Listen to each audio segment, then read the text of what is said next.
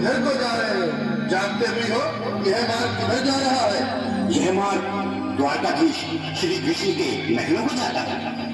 हे विप्र, तुम यहाँ कहाँ भटक रहे हो? ए भाई, जानता हूँ ये मार्ग श्री कृष्ण के महलों को जाता है। मैं उनसे ही मिलने आया हूँ भाई। यह भी खूब रही पंडित जी, श्री कृष्ण अपने महल के शयन कक्ष में आराम कर रहे हैं।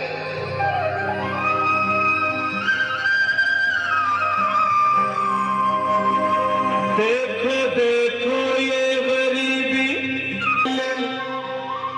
कृष्ण के दर पे विश्वास लेके आया हूँ। मेरे बचपन का यार है मेरा श्याम, हमारे महल के करीब आ गया।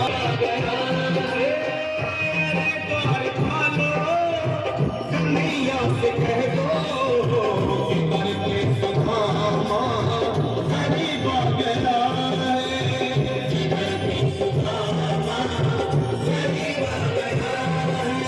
भाई द्वारपाल, मुझ पर दया करो भाई। बस तुम जाकर कन्हैया को ये बता दो कि उनका बाल सखा सुदामा मिलने आया है।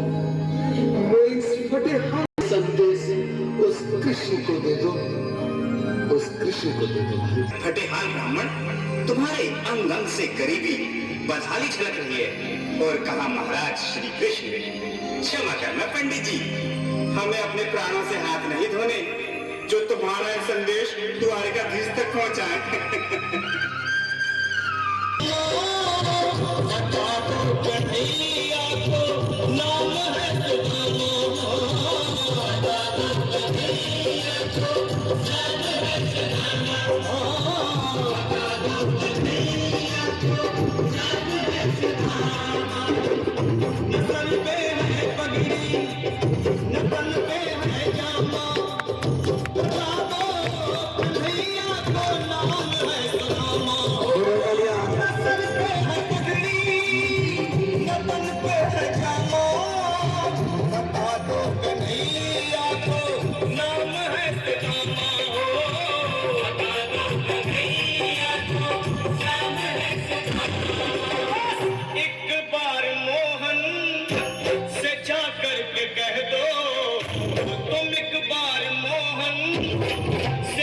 करके कह दो कि मिलने सका पद नसीब आ गया है।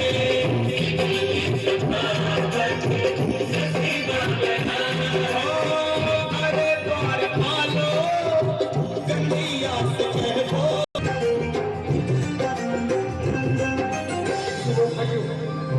अब मेरी भी सुन लो, जब तक मेरा संदेश उस द्वारकाधीश तक नहीं पहुंचाती तब तक मैं यहीं बैठूंगा, चाहे मेरे भूख प्यास से प्राण ही क्यों न चले जाए।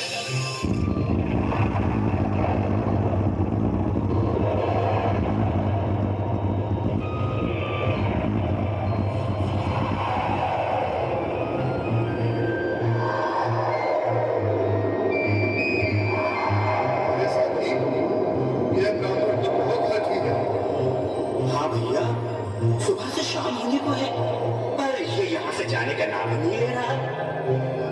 अरे देखो तो सही, इसकी देह कैसे कांप रही है, लगता है जैसे प्राण हिंदों पर अटके हैं।